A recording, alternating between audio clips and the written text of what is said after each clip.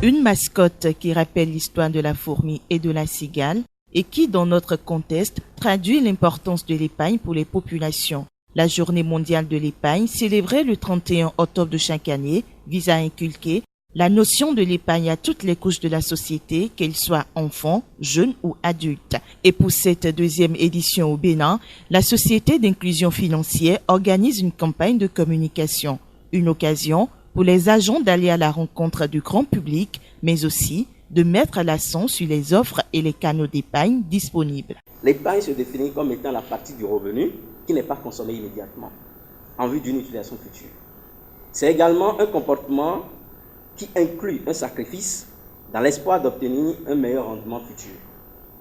Or, on ne peut pas parler de l'épargne sans évoquer les institutions financières, que sont les banques, les systèmes financiers décentralisés, les compagnies d'assurance vie, les sociétés de gestion et d'intermédiation et apparentées. L'épargne offre des avantages indiscutables au plan micro et macroéconomique.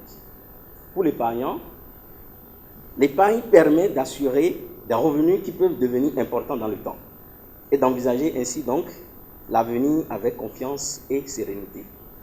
Elle permet d'assurer en toute sérénité la scolarisation des enfants et de se prémunir contre les risques éventuels et les aléas de la vie tels que les maladies, les décès et le règlement des coûts afférents à des événements au plan social tels que la célébration des naissances, des mariages et d'obtention de diplômes. Voulant honorer sa mission qui est d'améliorer la condition de vie de la population béninoise, le chef de l'État Patrice Talon a annoncé des mesures pour le renforcement des fonds de microcrédit aux plus pauvres.